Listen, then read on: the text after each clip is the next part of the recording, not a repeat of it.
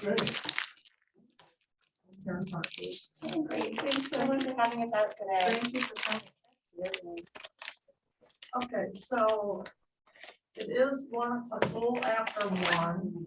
Let's start the meeting now that people can join us and come in. Sarah is handling everything remotely, and I thank her for doing that. Just wanted to tell people a bit about what has been going on.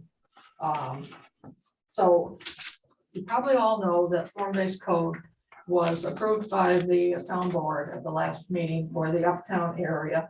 And for those of you who might not know, it has a big impact on what we can do in the uptown area, and it affects our ability to provide some affordable housing there. So more to come on that.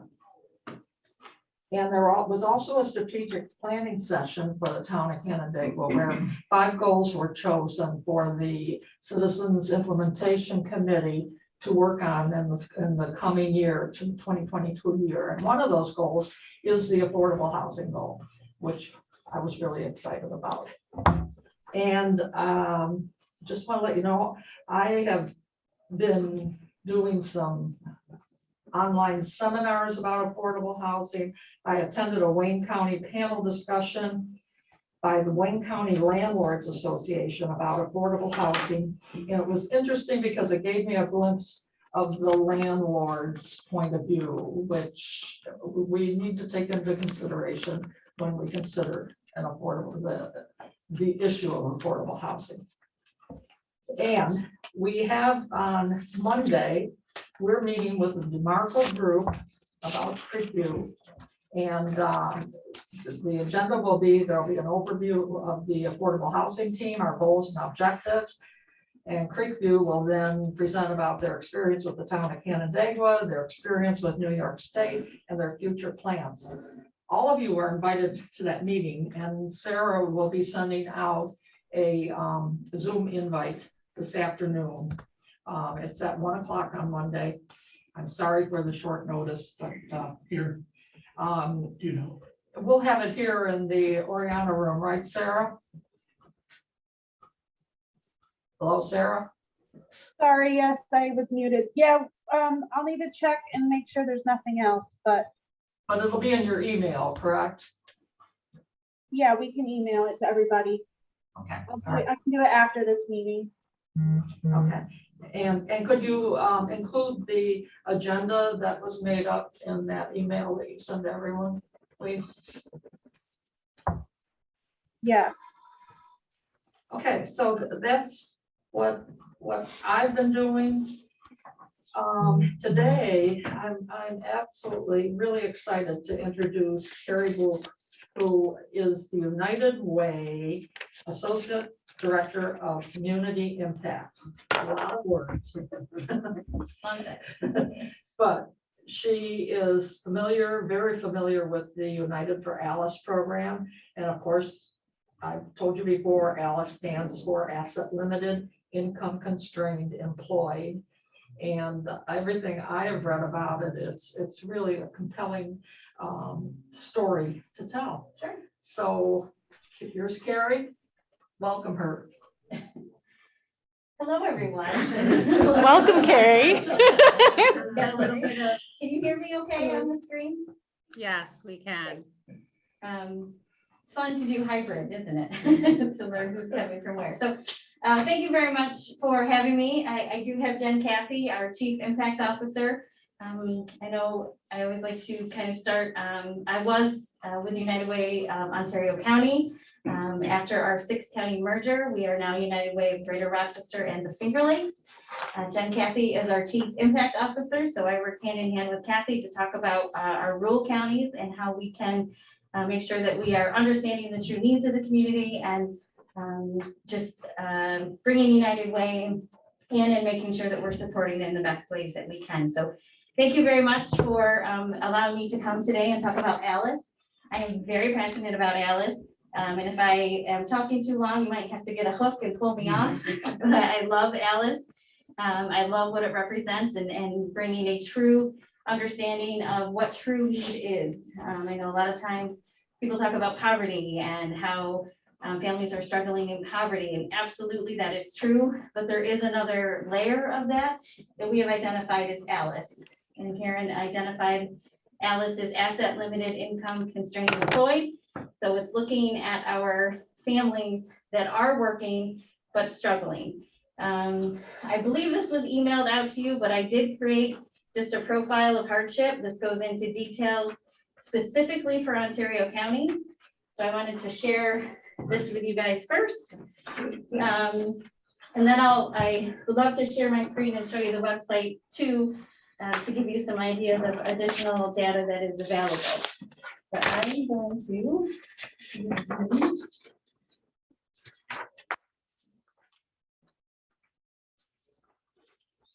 screen so you guys can also.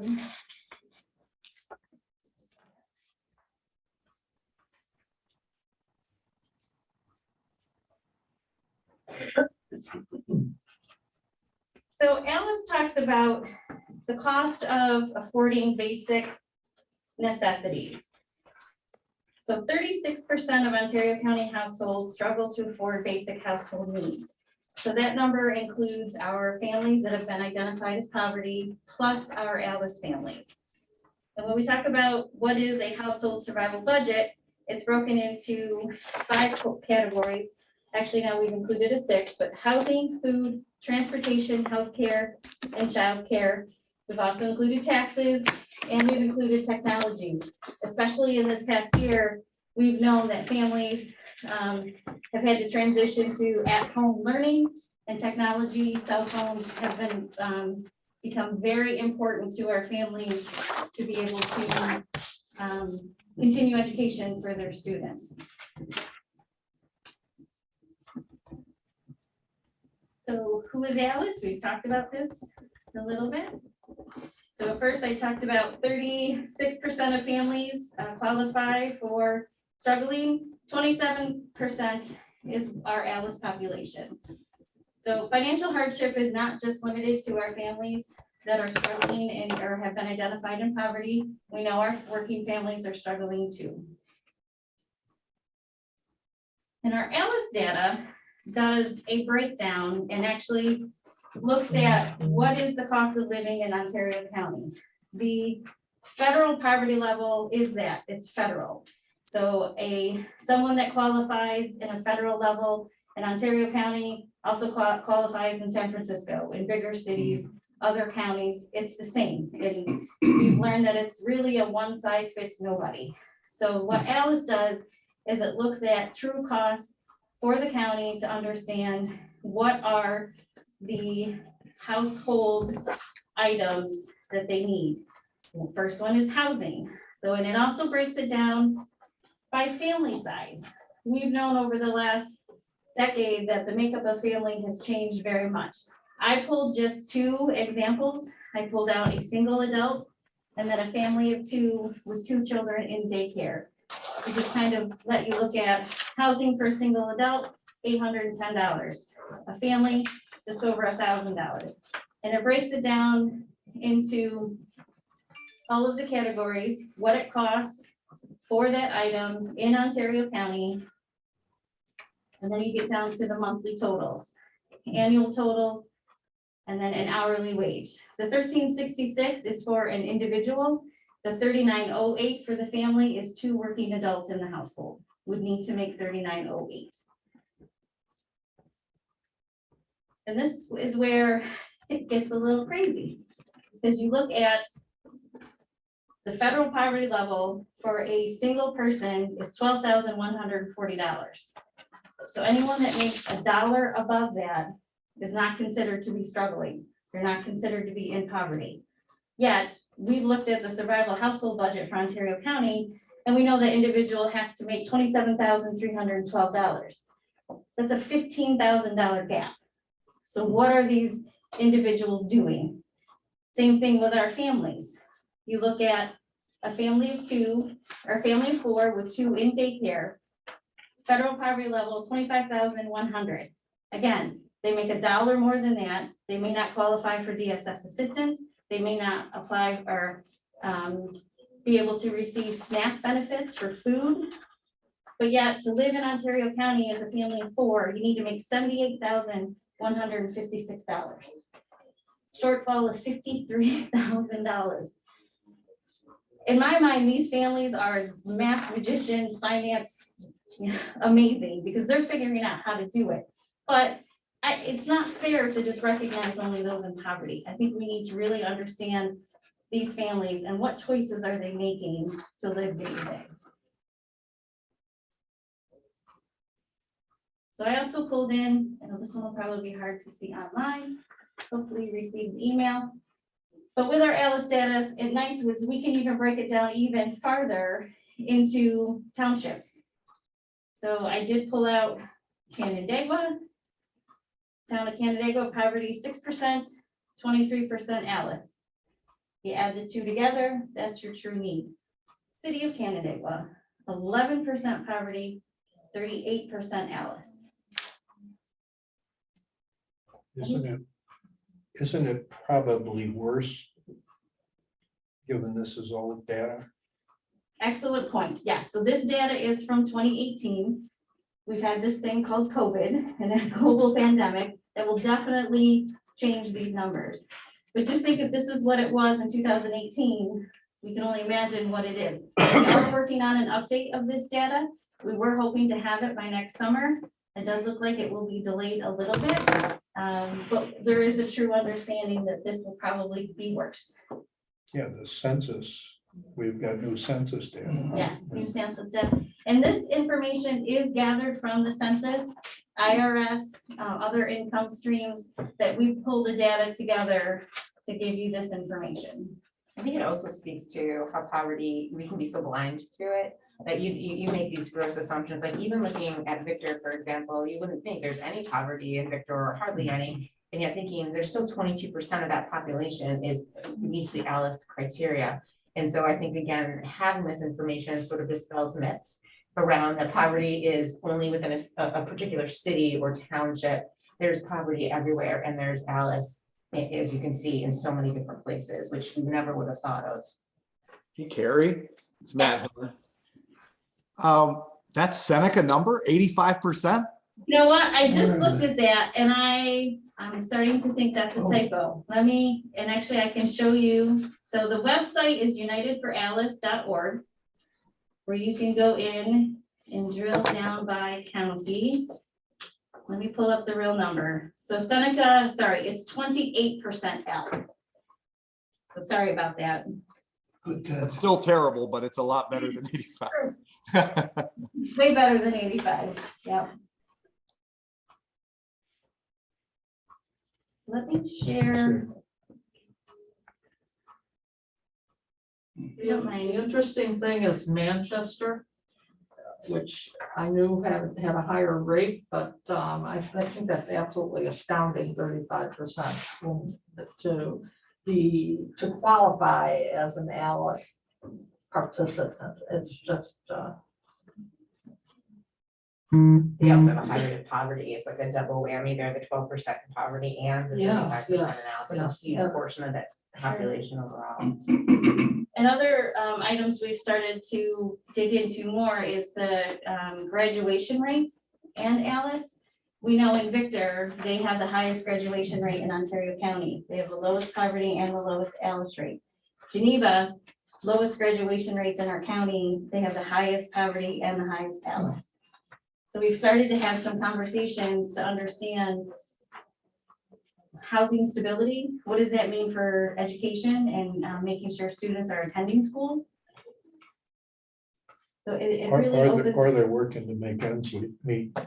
Yeah. Sadly. Are high school students working? Yeah. To help support their family. Daycare, a lot of times older siblings are having to provide daycare because if you can see the cost of daycare is astronomical. So the website, unitedforalis.org, you can find the county profiles page and go to New York. Through the county profiles, you can pick Ontario County, and that gives you, again, the overall county numbers. It shows you how we compare to the state average. It's actually unemployment rate. We're doing pretty good compared to the state average. We are under Alice and we are under in poverty, but still the need is there. How current are those statistics? This is still from 2018. So it's really, Yeah. But I mean, I think that it's really important to note that these statistics are valid and good, and that it only got worse from here. But instead of like really worrying about like, okay, what are they now? We just know that it already needs action. Sure. You know what I mean? I always get like really concerned when people are like, I don't know. And that's one of the goals that we struggle with the affordable housing is impressing upon people that number one, there is a problem, and number two, it's a significant problem. I mean, I don't think these percentage rates, even from 3 years ago, are low. I mean, they're high, and they've got to be higher now after a year of pandemic, Sure. like shortcomings. So one of the things that we are having difficulty as a team doing is creating an awareness in the community that there is this problem. I'm so frustrated by that concept, and I think it's a direct reflection of who's in the room having these conversations, because to somebody like me, it seems incredibly obvious that this is an issue. And so I think maybe we need to invite better, or to create access. I would love to know more about your affordable housing initiative and what are you targeting families? Are you targeting seniors?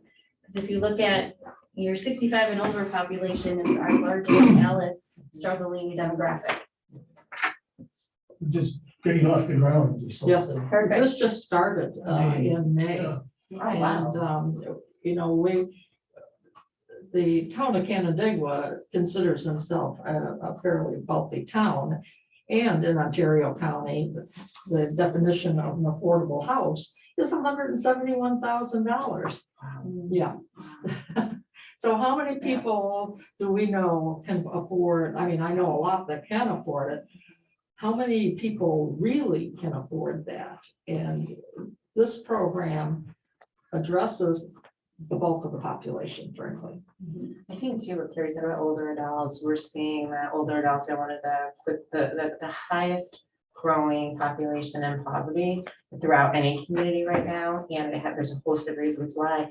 But what I think is especially concerning right now is that it is very hard to get into facilities as well. There's a huge crisis within healthcare facilities and independent living facilities, older adult facilities.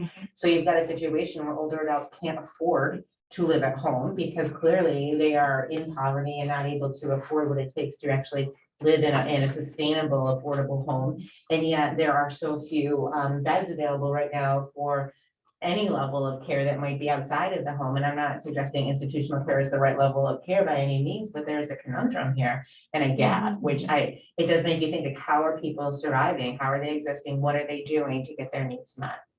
And see, that is not going to be what we're able to do as a town committee.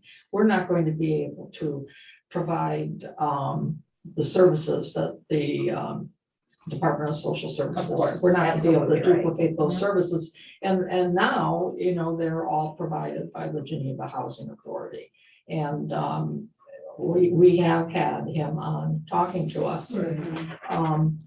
We're, you know, this is just, it's going to be a grassroots thing, people. We're going to do this a little bit at a time and hopefully move this community in the direction of, number one, recognizing there is a problem.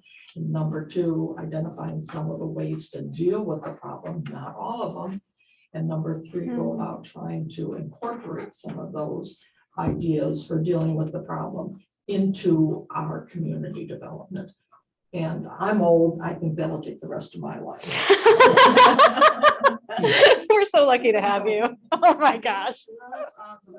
And probably Tom too. I don't know about Sal, but.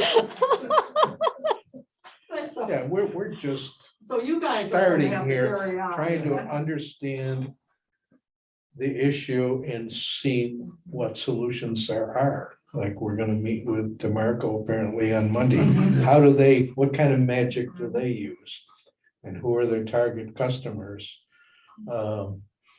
And Well, where do they come from? Who else subsidizes? And I do have familiarity, I mean, yeah, believe it or not, I get around, I know a lot of people. But I know of one couple who are being kicked out of their trailer, which thank God, because the place is a hole. And they're both elderly, he's in his late 80s, she's handicapped and can't walk without an aid. And my 86-year-old guy last winter went over and shoveled snow for her 86-year-old guy. But I kept telling them, you know, there are places you can go. Finally, they listened. They went to 80 Paris Street and they went to Creekview. And they were amazed at that, number one, that there were facilities like this in this area, which the word just doesn't get out. And number two, the availability of these facilities and the ease with which, if there is an available facility, they can get into it. So part of it is marketing. Part of it is getting the word out to this population that there is help available. It's finding it. And I think that will also be part of what we're going to try to do. You know, and I agree, you know, awareness in the community is first, as far as I'm concerned.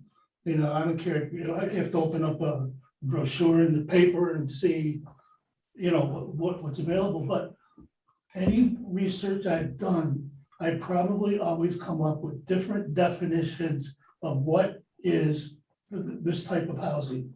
You know, is it tied into grants, money, is it really, and we don't even have a definition yet. No, we don't. No, and that's way down on the list of actually things that is down here in assembling the alphabet, which is one, two, Right. four down.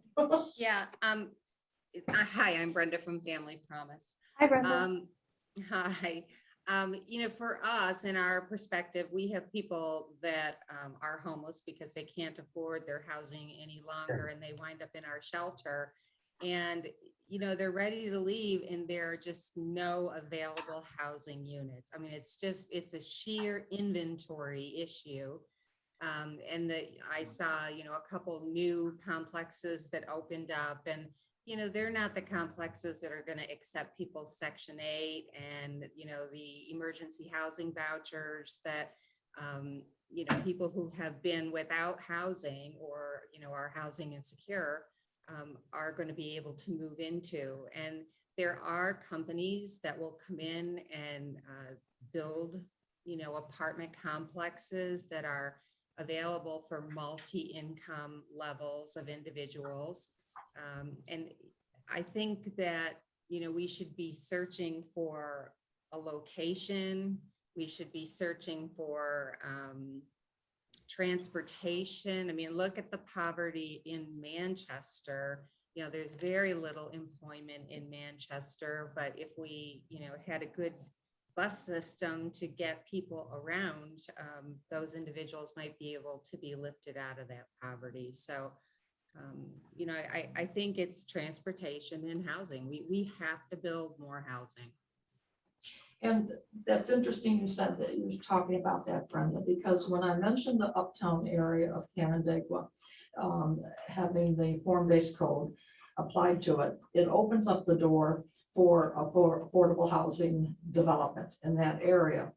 Along with, you know, part of the critical things that go along with it is transportation, bus runs, bicycle transportation, sidewalks, etc. And we actually do have someone on this call who builds affordable housing units. That's Ryan Wallace from the Solar Factory in Geneva. That's the pain going on the floor. And it's interesting. He's done a presentation to our committee, and it's really interesting what he has to offer and the wide range of opportunities that are available if you just look for them and you know how to identify them. So, yeah, Brian's right there. Well, and I just wanted to kind of hold up the other people on the call who are talking about how difficult it is to have access to some of these programs and services. You know, you take a family, an Alice family, and someone on the call had mentioned, you know, the magical work that they're doing just to make everything happen within that budget. And then you're asking them to throw on another thing on top of that, and like, you know, and make sure you're actively searching out resources, you know, to help yourself along too. It's a lot to ask. And what I would just throw out there and is that there are developers, and I'm not the only one. Community Preservation Corporation, which is our financial partner in our projects, works with many of them that are willing to accept stringent requirements for participation in a development like Uptown or something similar. So if you tell us, hey, you know, you need to explore on-site gardens to increase, you know, fresh vegetable availability during the growing seasons, and partner with an organization who will manage that.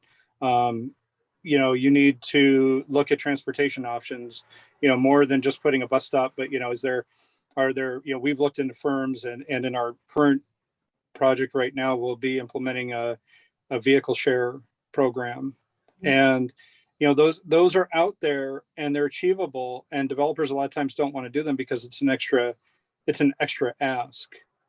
But better to ask the, you know, we're not a big developer, but we've certainly got more resources available to ourselves than an Alice family. So, you know, make the additional asks of us rather than the families, and see how we can incorporate those additional services, you know, into our developments. You know, some developers that hate me for saying that, but they need to recognize that there's more need here than just, you know, throwing up buildings too. It does have to be a little more holistic of an approach. Well, one thing that I've, you know, been picking up, and I just randomly made some notes, it was on what you handed us to do on there, and I came up with 3 different levels of affordability. You know, I mean, there's the real line, which, you know, seems like that's a lot of what we're talking about. There's still that middle income, and there's the, you know, the higher end, right, that may view things differently on this. And that led me to suggest even listening to the banks, CNB. I was on their websites and things. They do a lot of community revitalization programs. I couldn't believe how many they're involved in. I did have a conversation with one of the officers there and said, yeah, we'd be happy to come in, see where you're at, let you know what our experience has been on there. And I think that's also key. It kind of follows up with what, you know, Ryan is saying in terms of engaging other organizations. Along that line, I would suggest, we work really closely with ESL. And they have, one of their pillars for their strategy is around housing. And so and obviously they have put a role in Ontario County as well. And they are looking to understand, because they've been focused on Monroe more, and they want to expand their reach. And so they're looking for tables to go to be able to understand some of the unique needs of the various counties they're supporting. So I'd be happy to make an introduction with Eric Van Guzen. He represents the housing pillar, and has spent most of his career involved in affordable housing and neighborhood revitalization and development. And so he's got a long background. And I think he'd be really willing to come and listen and hear. And clearly he's astutely aware of the Alice population. But again, ESL is just now really strengthening their connections to Ontario and other counties. So if you're open to that, I'd be happy to make. Well, they're building in Victor now. And these banks That would are, be- I, with everyone's agreement, I think that'd be a great thing to have for our next meeting is to approach some of the banks. I know the president of Alliance National Bank. I know Rick Hawks at Dago National. And then so why don't we try to set something like that up?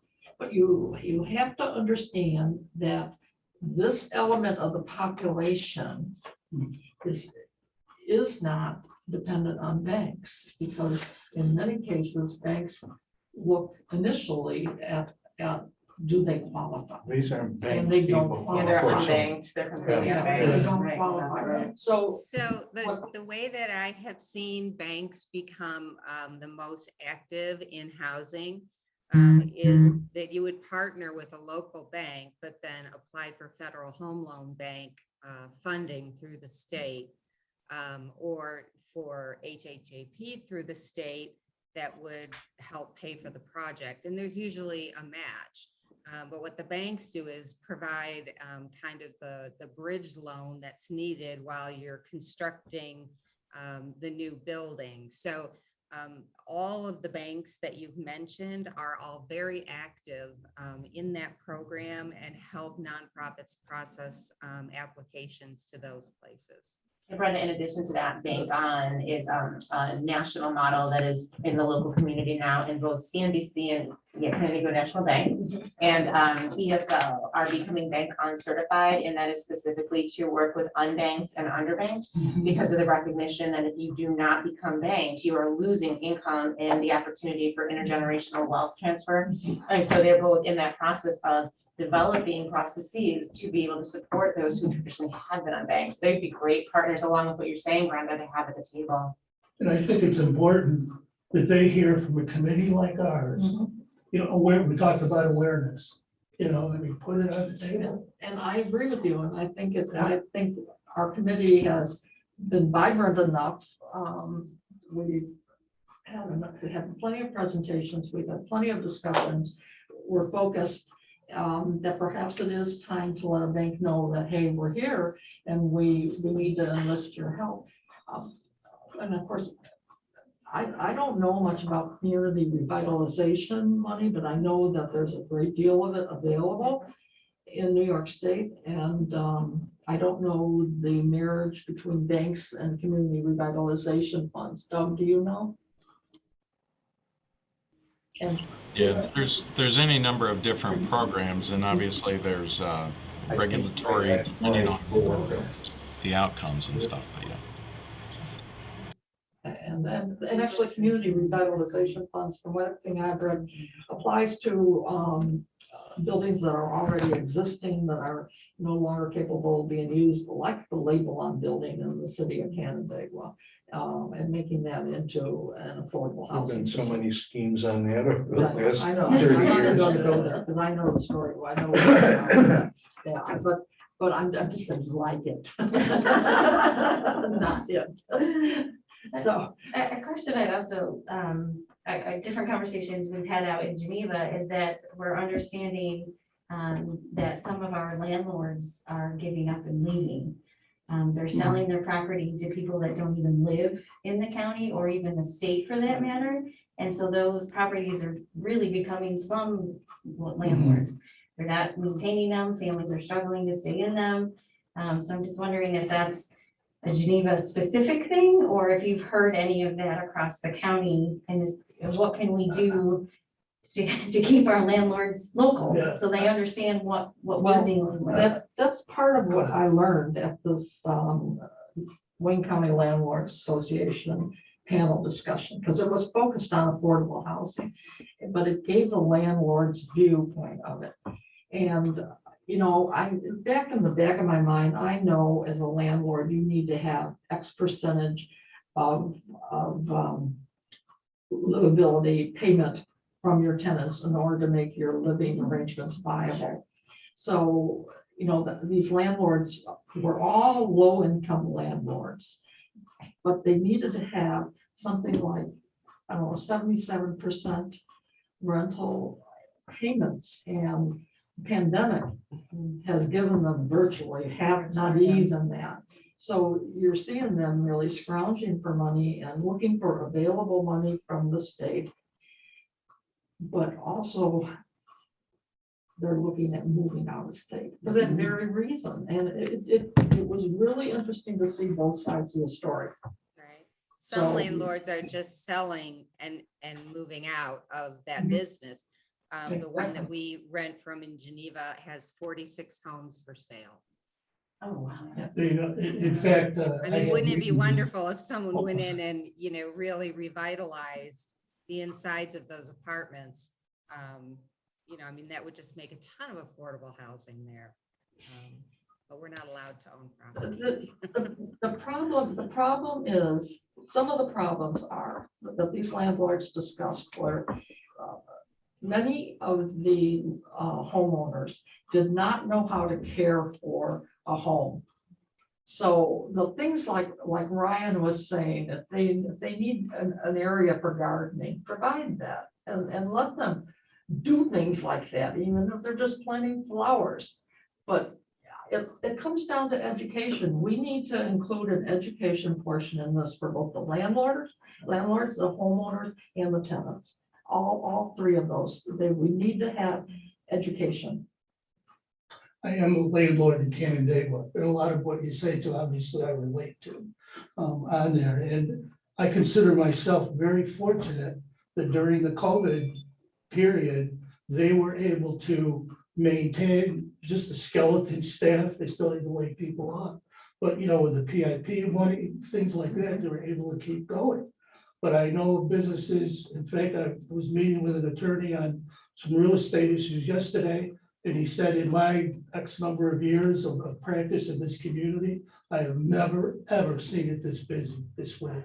They're getting in from 3 to 4 deals a day, both on the buy and on the sell side. I would assume, again, on commercial and residential as well. So I don't know if that answered your question a little, but. It's eye-opening a little bit to Yeah. understand what's really happening. And I know moratoriums, we get to a point like, okay, the moratoriums are gonna end and we can move on, but then they get extended and we've been chasing it this entire time. But to understand too, the impact that the moratoriums have had on our owners, our landlords, I mean, that we need to understand as well. Another thought? No, escaped me. You're not old enough. It's COVID. Old and brain. being frazzled are two different things, right? I am frazzled right now, but thank you. So how do people enter the ALICE program? Or is there? Well, is there a system to it? program? How do you make up the Yeah, what shortfall? do you do? This is just data, right? This This is isn't a just program. This is But- data, but you don't give them any money. Or We do United not. Way. Go ahead. Sorry, I just think that there's incredible potential for this to inform some of our other programs, as well as I took a deep dive into Alice a while ago during COVID, had a lot of extra time. And I got really obsessive about figuring out exactly how many households in each region there were, and thinking about how that could inform advertising and outreach efforts. How could we use that number of households? So if there's 15,000 households that meet this Alice threshold inside Canandaigua, how many of them are we reaching?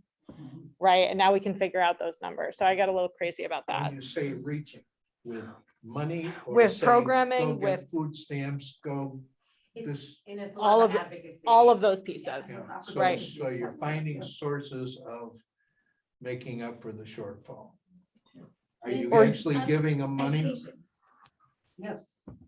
Right, it's us educating our community-based organizations to understand our population and where the needs are.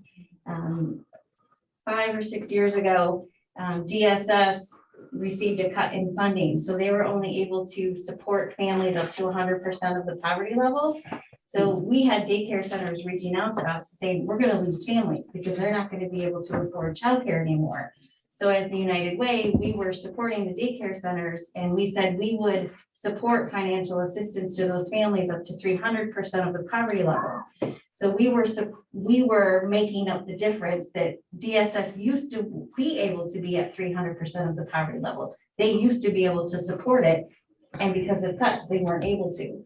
So those are some, but we've used the ALICE data to continue to educate not only our funded partners, but any community-based organization throughout Ontario County, and now hopefully a 6-county region, to say, this is what the true needs are in the community. These are families that are struggling, and these are the categories that they're struggling. And I think it's to raise both local dollars, but I think more importantly, it is around an advocacy agenda, because private dollars won't solve poverty. Private dollars to provide programming, but you can't program yourself out of poverty either. There's a whole host of reasons that are incredibly complicated, as we all know, that create poverty situations.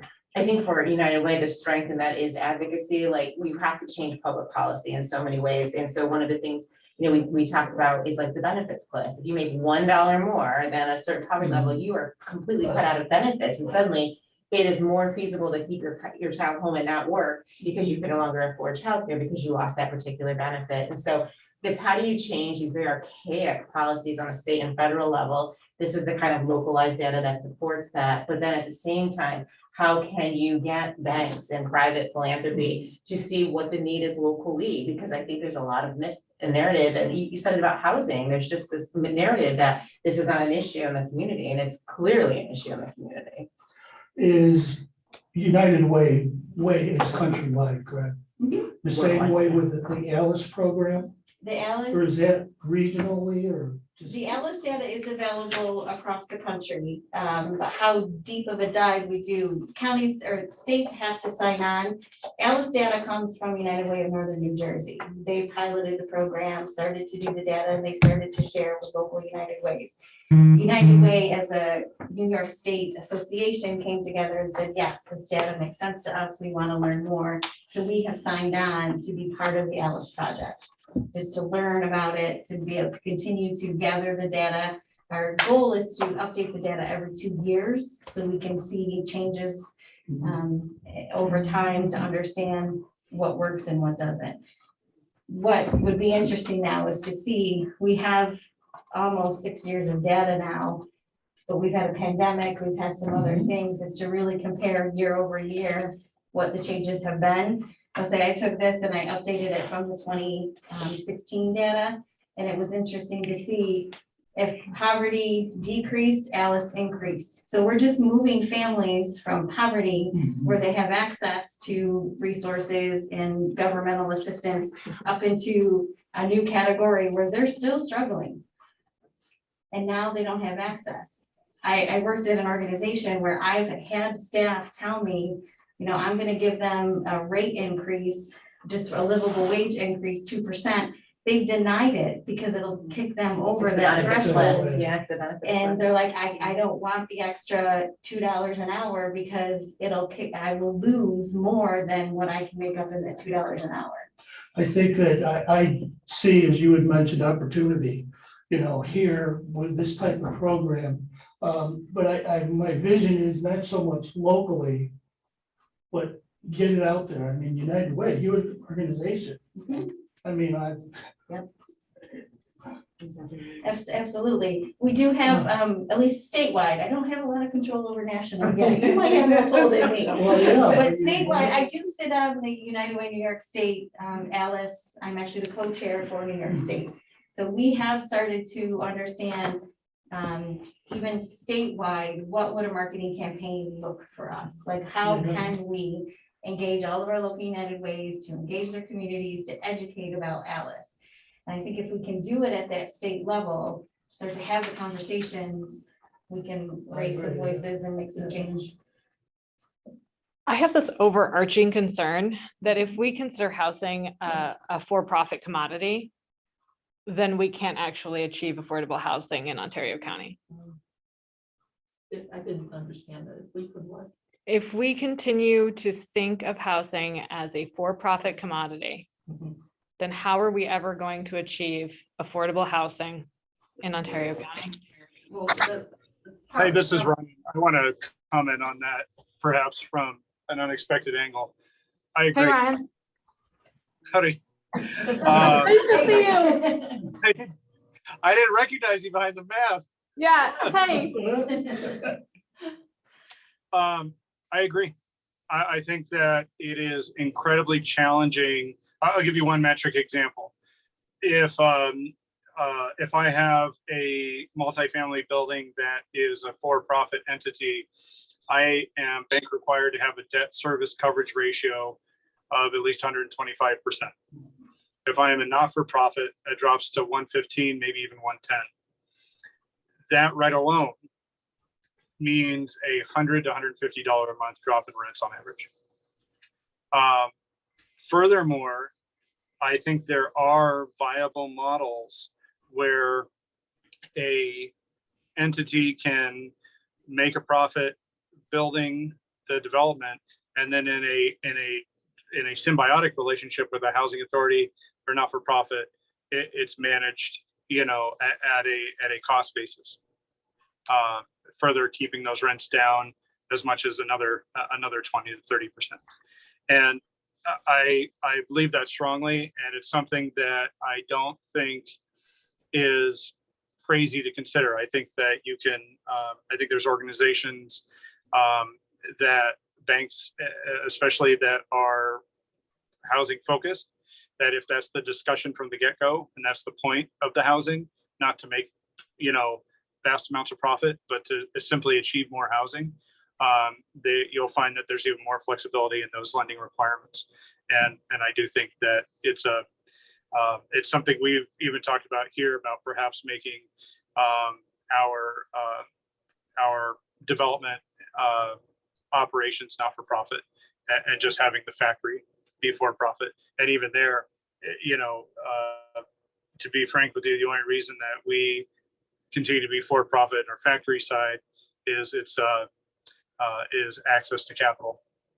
And you take that out, and honestly, there's, for what I do, I'm happy making a wage. I don't need to make a percentage on every unit deployed. I don't need to make a percentage on every unit that goes out there.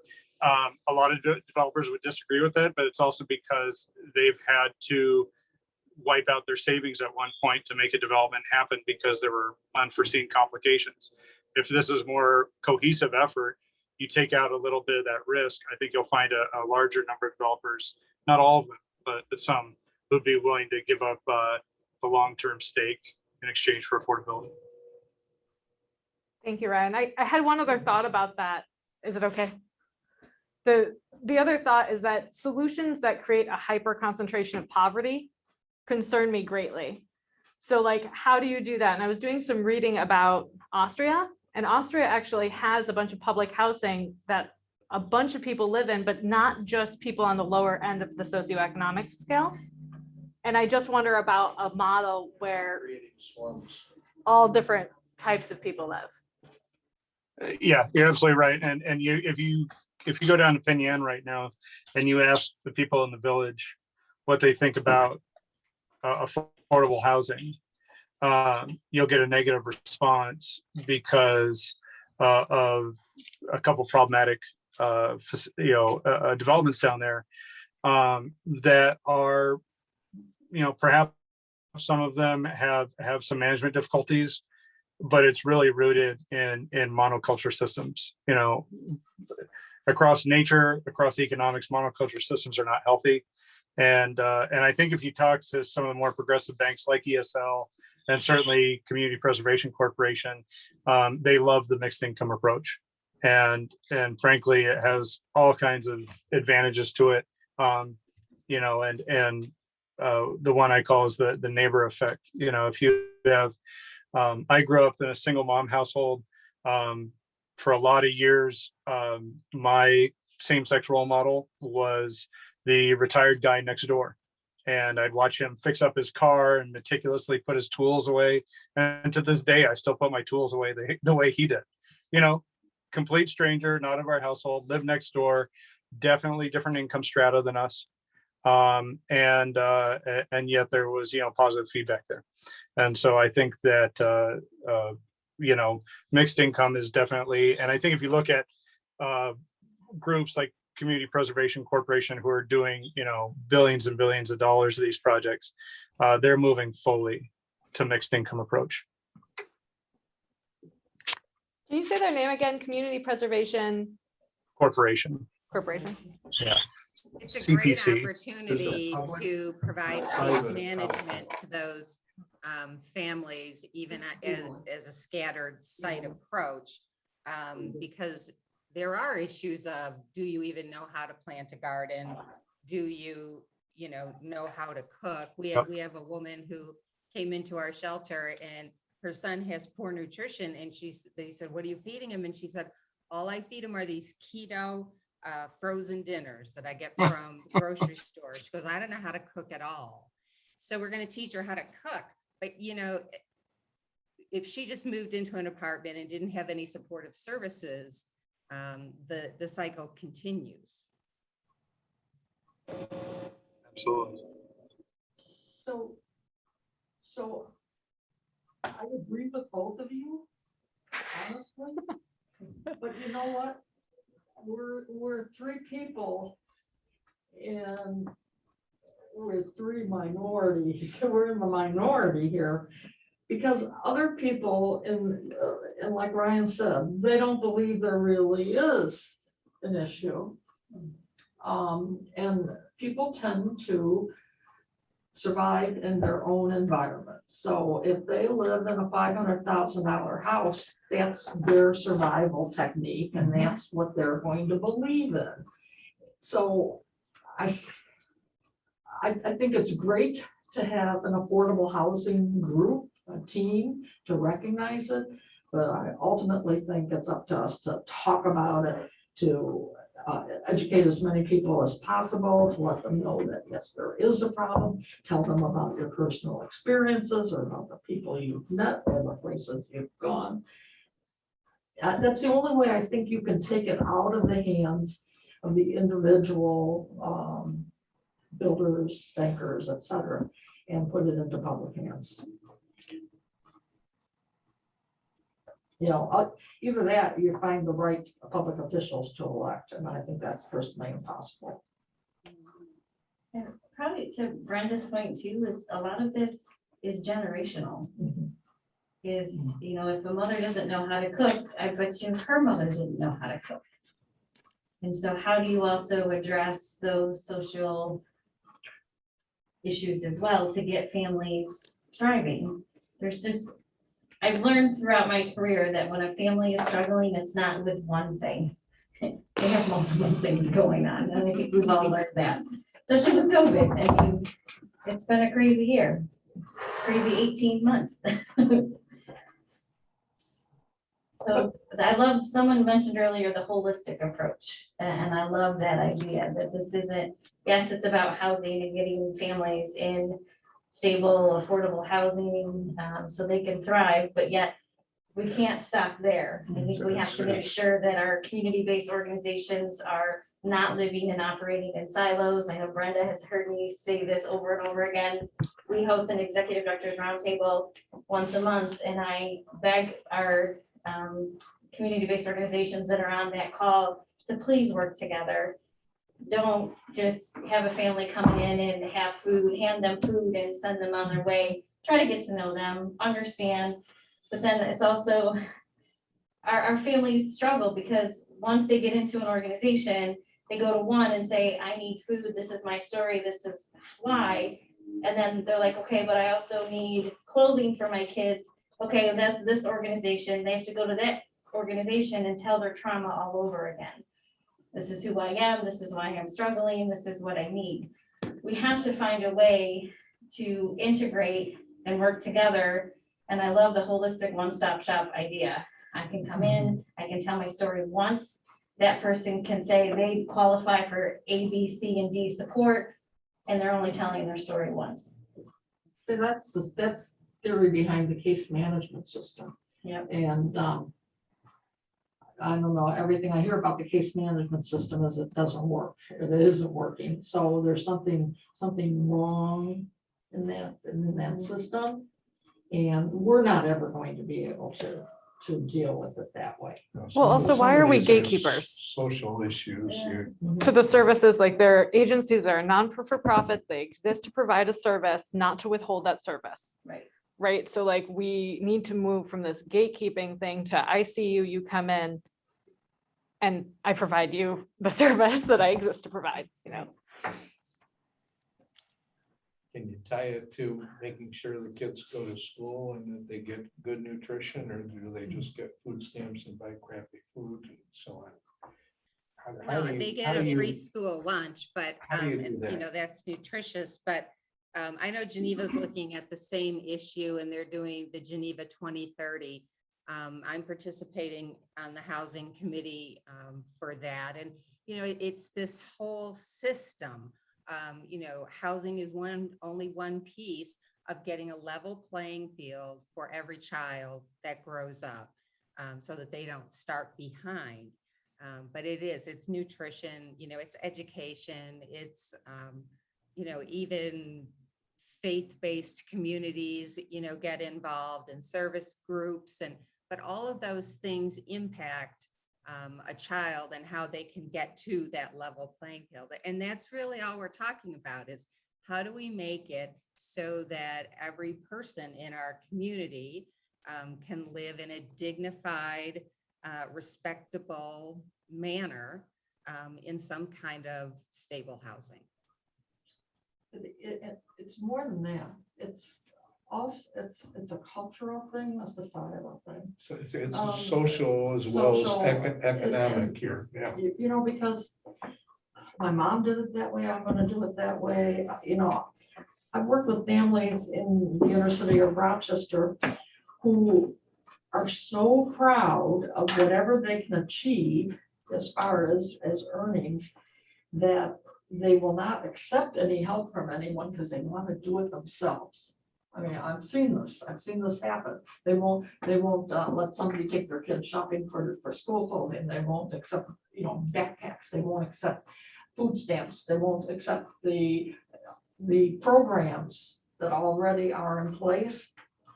I've seen this in third world countries where what the family does now determines what the family's going to do in the next generation all the way down the line. And if they cook over an open fire, they're going to damn well be cooking over an open fire for the next 500 years, because it's the culture they were raised in. I don't know if it's And we can't culture really, so much. it's difficult to change the culture. I believe that firmly, and I know Tom does too. The only way we can change it is by educating people about what happens if you don't pay attention to that culture. That this happens not as a result of someone, the SNAP program or the public housing program. It happens because you expect to have this type of life in the future. That's how you change people's perception of it, I think. Well, and education and programming is wonderful, and we do a lot of that too, but like you said, they have been probably making poor choices their whole life because they were taught to make those choices. And then they get to the point of needing help, and they get help, and we assist them for 6 weeks, 8 weeks, and then they go out into the community and they live, and lots of them just implode because a few weeks isn't going to make a difference in someone's personality. They're going to continue to make some poor choices, and that's why our case management doesn't end. We have to really stay with our families to try to break that cycle. You have to be really consistent with it. And it's interesting you say that, because when one of the landlords that was on this panel discussion I saw had a program where they essentially a case management program for housing. But they did teach people how to maintain their house, how to keep it clean, how to manage garbage disposal. And they also have the ability for them to get other benefits from other agencies. So it was an overall case management. And interestingly enough, that particular landlord was not one of the ones that was looking for help from New York State to cover rent that wasn't paid. But that was an interesting concept, yeah. How often do you guys? Hi, everyone. I have to jump off here, but I wanted to just kind of leave one parting thought, if I may, is that I think that the idea of education is an incredibly valid one. But what is education? Is it a classroom? Is it, and where I'm getting at is, I think that everyday experience is probably one of the better educators out there. And I would just throw out there that I think there is an opportunity. I think if I think there's an opportunity to bring in a lot of the things that we're talking about into one location that people experience on a daily basis. And so you can get that transformative behavior because they're experiencing something on a daily basis and solve some of the connectivity issues that you have here. And so what I want to throw out is an idea for Uptown that I actually wanted to bake it a little bit more before I present it, but I do want to just at least give you some early thoughts on it and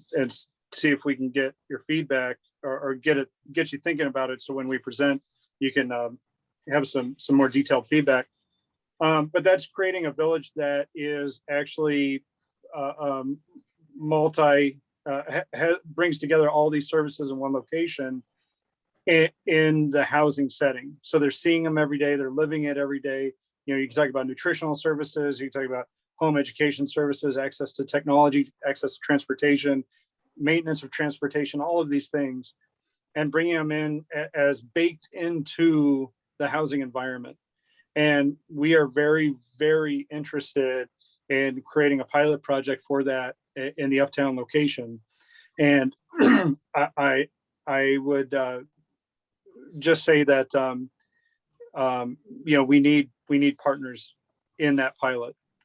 You know, we are not working with people on a daily basis on all of these struggles that they have, like you all are. But what we can do is we can provide easy access to a concentrated group of people, but without necessarily it being just the people, just the Alice folks who can use it. Again, it needs to be a multi income village, but it doesn't mean that it can't be 60%, you know, Alice families.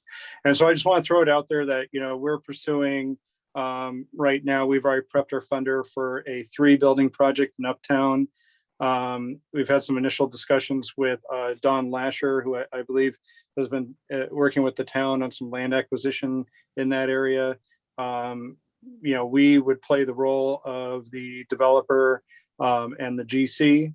And then we do have a property management arm that you can either fold into it or not fold into it. We're also willing to work with a housing authority if they would prefer to be involved on the management side. But my point is, think of that as a possible project. That's a possible pilot opportunity to show that this can be done by a private developer, certainly with nonprofit support, but with the goal of making it a really aggressive, holistic approach to solving multiple of these issues. And you know, I think Uptown's a perfect spot to do a pilot location like that. Thank you, Ryan, for that. I really appreciate your input. I hope Doug's really. You bet. Yeah, thank you all for all the work you're doing. Sincerely appreciate it. You guys are on the front lines. We're just. I'm listening, I'm clapping, I'm like speechless. Yes, Ryan, go, Ryan, go, Ryan, go. Chat soon. Thanks, Doug. Thanks, Doug. But if I have All right, anything y'all. about it, we will work at trying to support a pilot project such as that, because I think that is within the realm of what we might be able to accomplish at this point. Well, and we have the financial partners, so we don't need necessarily money for this. What we need is, if we say we're going to provide X, Y, and Z services, you know, the only thing CPC is going to want to see is, okay, who's providing those services? What's their background providing those services? What's their actual commitment? You know, there's even management money in our revenues to help with providing some of the services. You know, they make us, in a 3-building development, we're required to have 1.5 staff persons, but we have an app where people make maintenance requests and pay their rent and make inquiries. That takes away at least half of that person's effort. So what's that person doing the rest of the time? Well, normally that would just be more profit for the development company, where, you know, that person do something else. But maybe here we assign some of that management payroll to support services in conjunction with some of the parties on this call. So just know that, I mean, we're not asking for money. We can come to the table with the funding for the project and the operations, but we need the know-how and the experience. I think Brian, there's I'm one sorry I other- had to, No, go ahead, Matt. Go ahead. I'm sure Doug had something much more poignant to say, but I was going to joke that I had to step away from the call for a second. Are you currently actually building affordable housing while you're in the affordable housing task force call? Is that what's going on? That is correct. I just want to make sure that. Wait, I'm doing a loader, right? screenshot of this. I was just going to say, And just actually- real quick, there's another piece to this too. When we talk about inclusion, diversity, Matt and I were doing a presentation this week, and we talked about this in Uptown, and I think the town's got to play a role in this too. When we talk about the affordable housing piece and the Uptown piece that Ryan's talking about, I mean, that's all awesome. But there's also a piece here where the town needs to be thinking about arts and culture that is so critical to so many different heritage and different cultures, that they want part of that as part of this. And I jokingly talked to my wife about this, and I use this as a quick example. She's Latina from Mexico, and she said to me, or the other day, I went home and I said, hey, the new census numbers came out for Canandaigua, and 3% of the community is Latina. And she said, really? I haven't ran into her in Wegmans yet. And but it is so true. It's so true. And so it's like, okay, we need to be thinking about that, and we need to, okay, what can we do to really incorporate these other cultures, especially as we look at building out an area like Uptown. We just recently hired our first bilingual case manager, and now we seem, to be in that path now. And we're seeing a lot of families that are non-English speaking. I know they had the situation in Farmington where that ceiling collapsed on that woman who was cooking in an apartment complex, and all 7 of the families that lived in that building were, put out because the building was condemned, and they're at the microtel. So, there just needs to be, a better solution. Well, I would like to know what nonprofit organizations, what support organizations, for lack of a better word, would be interested in working with Brian on his idea, because I think it'd be a wonderful opportunity to have a pilot project such as this. You have to start somewhere. And I would be happy to help make any connections. Gotta have daycare. Yeah. Yeah, Family Promise is looking for that situation. We have the case management, and I would we're love to be looking part to of the someone, and there's state ESHI money for some of the apartments that would pay for some of the apartment rental. So yeah, it's not just a matter of Ryan putting up all the money and the management and that kind of stuff. I mean, there are other resources that a nonprofit can bring to the table. Or, yeah. You know what? Reply to Sarah's email if you're interested, or if you know of another organization that would be interested in doing that. And we'll start developing a list and seeing, how we can work the different capabilities of these different organizations into what Brian is suggesting. I thought I'd give you all a quick a micro tour here. I'm standing in 1,000 square foot 2-bedroom unit. This is a up and down unit. We're transitioning more to single level living, but this one is an up and down. Triple pane windows, 9-foot ceilings, LVP flooring, real wood trim, completely solar powered and heated. You're still connected to the grid, but there's no heating and electrical costs for the tenants. Washer and dryers are inside and included because they need to be a special heat pump dryer that uses less electricity. There's an educational component to that. Quartz countertops, large bathroom upstairs, half bath downstairs. And, just showing that, finish wise, it doesn't need to be, super basic with builder grade carpet or things like that. It can be, they've got the power turned off, of course. It can be, maybe not high-end luxury finishes, but still quality finishes that can be done. And that's very, very doable. And I think this Well, idea is thank you everyone for the work that you're doing. Sincerely appreciate it. And please let's stay in touch. We'll have details on our proposal for Uptown. We don't have a site specifically. We know we want to be in Uptown. We've kind of identified some general areas, but we have specifics about the buildings, the offering, the rents, and proposed service structure, called a draft service structure that we can provide it here in about a month. Thank you, Ryan. Thank you. All right. You bet. Take care, everyone. Thanks a lot. Bye, Ryan. Well, this has been an interesting. Yeah, it's been great. When are we gonna meet next? Well, the Monday sounds like. Well, yeah, Monday, we got It would be DeMarco. Monday, yes. And, Hey, Karen, this is Sarah. Can you guys hear me? Yeah. Okay, so I just wanted to touch base. You were talking about sending out Zoom invite for the meeting with DeMarco about Creekview. I have the date for that as Monday, the 25th. yes, okay, is that not this next Monday? No, Oh, Okay. Okay, so we got time for that. So it's Monday, the 25th, folks, at 1 o'clock.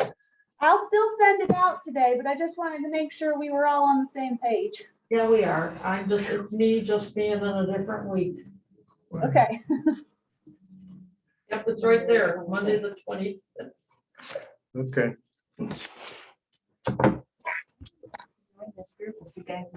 Oh, we want you. And Sarah, can you put Carrie's name on the list as a permanent? They tell you what the dues are? Yes, Tuesday. yes. You know, I work for a nonprofit, right? Any last comments from anyone? Okay, we're gonna adjourn the meeting. Thank you so much, folks. This has been really interesting. Thanks, everyone. See you weekend. Bye. See you. Bye now. Thank you.